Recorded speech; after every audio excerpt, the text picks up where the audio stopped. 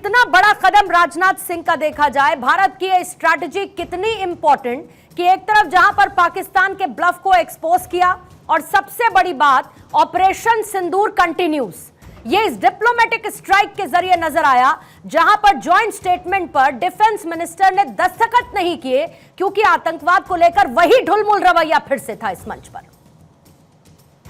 देखिए, मुझे लगता है कि आज जिस प्रकार से देश के रक्षा मंत्री ने वैश्विक मंच पर भारत का जो स्टैंड है और भारत ने जो एक न्यू नॉर्मल पूरी दुनिया में स्थापित किया है, जीरो टॉलरेंस और टेररिज्म, आदरणीय राजनाथ सिंह जी ने उसी का परिचय पूरी दुनिया के सामने रखा है। भारत की जो नई छवि है, ये भारत को वैश्विक मंच पर बहुत मजबूती के साथ रखती है। हम किसी प्रकार से टेररिज्म को लेकर के किसी भी मंच पर किसी प्रकार के कॉम्प्रोमाइज के लिए तैयार नहीं है। अगर कोई भी ताकत या कोई भी दुनिया का देश या कोई भी ऐसा मंच, और चाहे फिर वो चीन का मंच हो या कोई भी ऐसा मंच हो, जो टेररिज्म से ध्यान भटका करके अन्य एजेंडाओं को आगे रखना चाहेगा या उस पर ढुलमुल रवैया ऐसा पेश करना चाहेगा, तो भारत उसके लिए बिल्कुल भी तैयार नहीं है। हम आतंकवाद को लेकर के, आतंकवाद को नष्ट करने के लिए बिल्कुल प्रतिबद्ध हैं। भारत ने जिस प्रकार का परिचय दिया, मैं कहता हूं कि आज हमारे देश की आवाज गर्जना के रूप में देश के, दुनिया के उन सभी देशों के कानों में पड़ी होगी। और भारत की जो ताकत पूरी दुनिया में नई स्थापित हो पाई है, वो उसका परिचय कि अब हमको ना किसी से डरना है, ना किसी से दबना है, किसी की कोई चिंता नहीं करनी है। भारत जिस मंच पर बैठेगा वो आतंकवाद के खिलाफ मुखर स्वरों में अपनी बात को रखेगा। भारत जहां जाएगा, भारत की डेलीगेशन जहां जाएगी, भारत के अधिकारी जहां जाएंगे, वो आतंकवाद को लेकर के मुखरता से और प्रखरता से अपनी बात को रखेंगे और पाकिस्तान को चारों ओर से घेरने का काम या आतंक के आकाओं को चारों ओर से घेरने का काम हम लोग करेंगे। मैं मानता हूं कि उसी का एक बहुत बेहतरीन परिचय दिया गया है। अजय उपाध्याय जी, कांग्रेस इसको कैसे देखती है? जो आज राजनाथ सिंह का नजर आया स्टैंड, उसको सफलता मानती है डिप्लोमेटिकली या फिर एक असफलता मानती है? जॉइंट स्टेटमेंट जारी नहीं हो पाया, वजह यह थी कि हम सहमति के नाम पर दबाव नहीं झेलेंगे, ये बहुत क्लियर है, क्योंकि आतंकवाद के खात्मे के लिए सबको साथ आना होगा। अगर उस पर कोई ब्लफ करेगा, अगर भारत को घेरने का मौका तलाशेगा, हम उसको वो ग्राउंड नहीं देंगे। देखिए, आतंकवाद पर स्पष्ट तौर पे भारत का रुख है और हम सब मानते हैं कि आतंकवाद जो है एक व्यक्ति का नहीं, एक देश का नहीं, पूरी मानवता का दुश्मन है और मानवता के दुश्मन को किसी न किसी रूप में सभी को मिलकर के लड़ना होगा। यदि अंतर्राष्ट्रीय मंच पर जो SCO है, बेसिकली ये पारस्परिक संबंध, आपसी भाईचारा, आपसी सद्भाव और शांति बनाने का मंच जरूर कहने की बात है। जैसा कि 2024 में पाकिस्तान में इसका जो जब मीटिंग हुआ था, उसमें बहुत सारे प्रस्ताव पास हुए थे। भारत के विदेश मंत्री S जयशंकर साहब भी गए थे।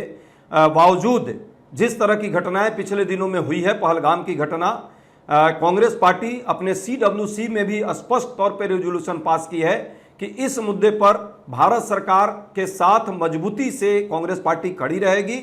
आतंकवाद के किसी भी मुद्दे पर यदि भारत सरकार कोई बात रखती है, भारत सरकार का रुख जो होगा उस पर भारत कांग्रेस पार्टी समेत मुझे लगता है भारत के सभी दल एक साथ खड़े होंगे। ये देश का मुद्दा है और जिस तरह से SCO में बलूचिस्तान के मुद्दों को खड़ा करने का नाटकीय अंदाज में पाकिस्तान और ईरान और बाकी देशों ने किया, कजाकिस्तान और सेंट्रल एशिया के देशों ने, ये दर्शाता है कि इन लोगों के रुख जो है या चाइना का जो रुख है, किसी न किसी रूप में आतंकवाद को सह देने का है। पाकिस्तान के साथ समर्थन की बात जिस तरह से पहलगाम के मुद्दों के बाद जब हमारी लड़ाई हुई और चीन जिस तरह वहां खड़ा हुआ, किसी भी कीमत पर भारत इस तरह के लोगों के साथ खड़ा होकर के जाना और बैठना ही आसान नहीं था। फिर भी हमारे रक्षा मंत्री गए और वहां पे जिस तरह दृढ़ता के साथ अपनी बात रखी है, इसके लिए कांग्रेस पार्टी समेत भारत के सभी लोग इस मुद्दे पर उनके साथ खड़े। ठीक है, दीपक बोहरा साहब, आपकी प्रतिक्रिया सर, क्योंकि कहीं ना कहीं एक बहुत जबरदस्त डिप्लोमेटिक स्ट्राइक आज देखने को मिली है। ऑपरेशन सिंदूर के बाद कुछ लोगों ने सवाल उठाए कि भाई ऑपरेशन सिंदूर खत्म हो गया क्या? सरकार ये बार बार कहती रही कि नहीं, ऑपरेशन सिंदूर अभी खत्म नहीं हुआ है और ये जारी रहने वाला है। SCO की साख पर, उसकी क्रेडिबिलिटी पर यह कितना बड़ा सवाल खड़ा करता है कि चीन की जमीन पर, चीन के साथ ही पाकिस्तान के ब्लफ को राजनाथ सिंह ने अपनी स्ट्रैटेजी से तार तार कर दिया और भारत के टेररिज्म को लेकर स्टैंड को न सिर्फ SCO जैसे मंच पर बल्कि पूरी दुनिया को एक बार फिर से दोहराते हुए साफ कर दिया है। बहुत बहुत धन्यवाद मैम, बहुत अच्छा लगता है आपके चैनल पर, आपने कितनी अच्छी तरह से समझाया है। और बाकी हमारे जो पैनलिस्ट हैं, उम्मीद करता हूं कि उनसे भी बहुत कुछ सीखूंगा। रविंद्र सचदेव साहब भी हैं, ही इज वेरी गुड, और फिर साथ में आपके दो पॉलिटिकल रिप्रेजेंटेटिव्स भी हैं। फर्स्ट थिंग मैं कहना चाहता हूं मैम कि जो एससीओ है, शंघाई कोऑपरेशन ऑर्गेनाइजेशन, दुनिया की सबसे बड़ी रीजनल कोऑपरेशन ऑर्गेनाइजेशन है। इसको मैं कहता हूं 25, 35, 45, 25, 35, 45 स्ट्रक्चर, 25% दुनिया का एरिया, 35% जीडीपी और 45% पॉपुलेशन। लेकिन आज जो डिफेंस मिनिस्टर साहब ने किया है वहां पर, कि मैं हस्ताक्षर नहीं करूंगा, एक चीज हमने स्पष्ट कर दी है मैम, अब भारत डोसियर डिप्लोमेसी में विश्वास नहीं करता कि जो जी फाइल देखो कितने गंदे लोग हैं, आए मेरे को मार दिया ना। अब डायरेक्ट एक्शन डिप्लोमेसी है। हमने स्पष्ट कर दिया, जो मर्जी बातें करो, हमें कंसेंसस नहीं चाहिए आपकी भाषा पर, हमें सीधा कॉन्डेमनेशन ऑफ आतंक चाहिए। मुझे 52 साल हो गए कूटनीति में, और ये पहली बार मैंने देखा है मैम, और ये मैं दिल से कह रहा हूं, पहली बार मैंने देखा है कि ऐसी एक संस्था में भारत खड़ा होकर आंख से आंख मिला के कहता है सॉरी, ये मुझे मंजूर नहीं है। क्योंकि आतंकिस्तान जो नैरेटिव चला रहा है, हाय देखो मैं दुनिया का सबसे बड़ा विक्टिम हूं आतंक का, मेरे पे कितने लोग मर गए एटसेट्रा। और टाइगर, आतंक को पैदा तूने किया, आग तूने लगाई, और अब कहता है फायर फाइटर भी मैं बनूंगा। एरेंट नॉनसेंस, उसको निवस्त्र कर दिया। तो मेरा मानना है, वैसे भी मैम जो पश्चिमी देश है वो एससीओ को ज्यादा पसंद नहीं करते, ज्यादा मोहब्बत नहीं है। संयुक्त राष्ट्र संघ ने उसके साथ पार्टनरशिप तो की है, बट नथिंग सीरियस। मेरा मानना है इसके बाद शंघाई कोऑपरेशन ऑर्गेनाइजेशन की क्रेडिबिलिटी जो होती है और भी कम हो जाएगी। और मैं इतना भी कह देता हूं मैम, अगर ये संस्था बंद हो जाए, दुनिया को कोई खास फर्क नहीं पड़ेगा। लेकिन इसके जो इम्पोर्टेंट एजेंडाज रहे हैं रविंद्र सचदेव सर, वो क्षेत्रीय स्थिरता, आतंकवाद, अंतर्राष्ट्रीय सुरक्षा से लेके अंतर्राष्ट्रीय स्थिरता, ये तमाम ऐसे पॉइंटर्स रहे जो इसके एजेंडे थे। लेकिन चीन की भूमिका को सर आप कैसे देखते हैं एससीओ, क्योंकि वो उसकी मेजबानी कर रहा था, क्या पाकिस्तान का एक बैकअप बनकर रह गया है क्या चीन? मतलब अगर पाकिस्तान पूरी तरीके से एक्सपोज है, सब कुछ देख रहा है पाकिस्तान क्या कर रहा है, उसके बावजूद बलूचिस्तान के नाम पर ब्लफ खेलने देने का मौका वो पाकिस्तान को देता है उस एससीओ के मंच पर, और साथ ही भारत ये जानते हुए कि कैसे पाकिस्तान का बलूचिस्तान को लेकर भारत सरकार को घेरने का रवैया रहा है हमेशा। जी हाँ, I mean thank you very much. ये दोनों एक दूसरे को इट्स नॉट कि चाइना केवल पाकिस्तान को बैक कर रहा है, उसको कवर दे रहा है। चाइना अपने मुद्दे, अपना जो उसका इंटरेस्ट है उसको आगे बढ़ा रहा है, पाकिस्तान को एक टूल की तरह यूज करके। तो एक तरह से ये भी कह सकते हैं कि दोनों एक दूसरे को टूल की तरह इस्तेमाल कर रहे हैं अपने मकसदों के लिए, जो कि उनके मकसद ओवरलैप होते हैं।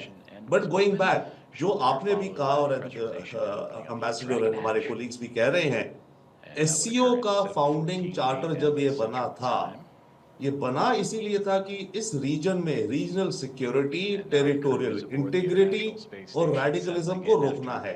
ये इसका आर्टिकल 1 था, अगर लिखित में नहीं तो पूरे इंटेंट में, राइट, कि इसीलिए बना क्योंकि सेंट्रल एशिया के देश थे, इनके भी आपस में चल रहा है, और अफगानिस्तान था, वहां से अगेन रेडिकल इस्लाम फैल रहा है।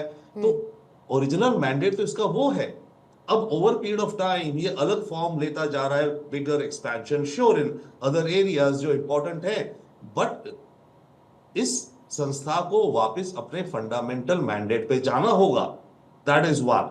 Secondly, yes, as again has been said, India ने ये स्टेप लेकर के दिखा दिया है कि हम कंसेंसस बनाने के लिए केवल जॉइंट स्टेटमेंट में सब एग्री नहीं हम हो जाएंगे, हमारा अगर इंटरेस्ट नहीं बनता तो हम उस कंसेंसस से अलग हो जाएंगे, या हम वो कंसेंसस बनने ही नहीं देंगे, राइट। ये इंडिया ने क्लियर इंडिकेट कर दिया, क्योंकि बहुत बार होता है हमेशा डिप्लोमेसी में, एग्जैक्टली तो नहीं बट शर्मा शर्मी मान लीजिए, बेसिकली अगर कहीं ओके चलिए चलता है, like politely and ambassador is laughing smiling, but in that sense okay ठीक है, वो कन्विंस कर लेते हैं, यू गो अलोंग, भाई जो सब कह रहे हैं चलो। बट अब हमने क्लियर कट इस इशू को लेकर के कह दिया, नहीं इस पर तो हम क्लियर कट खड़े हैं। थर्डली, ये जो बलूचिस्तान का मुद्दा है, ऑब्वियसली पार्टली तो ये है कि दिखाना कि इस रीजन में जो बड़ा आतंक है वो, फॉर एग्जांपल पहलगाम नहीं था, वो तो इग्नोर ही हो गया, बड़ा आतंक तो इस इलाके में जो है वो बलूचिस्तान है, राइट। ये दिखाना कि जो ज्यादा ज्यादा इंस्टेबिलिटी है, ज्यादा चिंता का विषय है, वो है इधर बलूचिस्तान। और हमारा जो कंसर्न है इंडिया का, और जो ऑब्वियसली इतना बड़ा फैक्टर है, उसको इग्नोर करना। तो ये तो डेफिनेटली इन दैट सेंस अगर देखें तो ये दर्शाता है कि चाइना इंडिया के कंसर्न्स को डाउनप्ले करना चाहता है, और पाकिस्तान। रविंद्र सचदेव सर, कुछ सेकंड्स के लिए जरा मैं आपको रोक रही हूं और साथ ही टीम से रिक्वेस्ट कर रही हूं कि एक बैकग्राउंड नॉइस है, प्लीज उसको डाउन कीजिएगा। कहीं से एक बैकग्राउंड नॉइस आ रहा है किसी कॉन्वर्सेशन का। एक बार मैं जरा फिर से लौटती हूं आपके पास रविंद्र सचदेव सर, लेकिन सिद्धार्थ जी ये बताइए मुझे कि क्या जानते हुए कि चीन क्या करता है, ये जानते हुए कि चीन और पाकिस्तान का क्या संबंध है, सब जानते हैं सीपेक क्या है, कैसे दोनों का गठजोड़ चलता है, कैसे चीन ने कई बार वीटो का इस्तेमाल करते हुए यूएनएससी जैसे मंच में पाकिस्तान को डिफेंड करने की कोशिश की है, क्या एक तरीका यह भी हो सकता है हार्ड स्टांस के साथ साथ कि हम ऐसे प्लेटफॉर्म से डिस्टेंस होने की नीति अपनाएं, हम दूरी ही बना लें? देखिए, जितने लोग कूटनीति को समझते होंगे, और आपने बहुत अपने पैनल पर बहुत विद्वान लोगों को बैठाया है पूर्णिमा जी, हम उस मंच पर जाकर के, उस मंच पर आंखों में आंखें डाल करके, जिस मंच पे पाकिस्तान भी मौजूद है, हम ये बता रहे हैं कि हमने पाकिस्तान के घर में घुस करके मारा और हम आगे भी मारेंगे। मुझे लगता है कि ये भारत के लिए एक बड़ा मैसेज है। चाइना के रिश्ते पाकिस्तान के साथ क्या है वो चाइना जाने, पाकिस्तान जाने। अमेरिका के रिश्ते पाकिस्तान के साथ क्या है वो अमेरिका जाने, पाकिस्तान जाने। सबके अपने इंटरेस्ट हो सकते हैं, पर भारत का इंटरेस्ट क्या है? भारत के इंटरेस्ट को प्रथम रखना, डोजियर ना करके, या फिर हाथ जोड़ के विनती ना करके, आंखों में आंखें डाल करके एक दृढ़ता के साथ ये कहना कि यह भारत का एक्शन था। इस भारत के एक्शन को भारत ने करके दिखाया और हम आगे भी करके दिखाएंगे। मैं तो आपको दूसरी बात बताता हूं, आप ये सोचिए कि एक इंटरनेशनल बॉर्डर क्रॉस करके हमने भावलपुर के अंदर पाकिस्तान के दिल में जाकर के मिसाइलों से वार किया। होना तो ये भी चाहिए, हो तो ये भी सकता था कि पाकिस्तान इसको लेकर के वैश्विक मंच पे रोए। वो तो गया था अन्य स्थानों पर भी भारत के खिलाफ प्रस्ताव लाने। हमने इंटरनेशनल बॉर्डर को भी क्रॉस किया, जो कि इंटरनेशनल डोमेन में जानने वाले लोग जानते हैं एक्ट ऑफ वॉर माना जाता है। हमने उनके घर में घुस करके मारा। पाकिस्तान ये भी कह सकता था कि हमसे जो नई इन्वेस्टिगेशन करा गया, ये तो साबित नहीं कर पाए कि आतंकी यहां से आए थे या नहीं।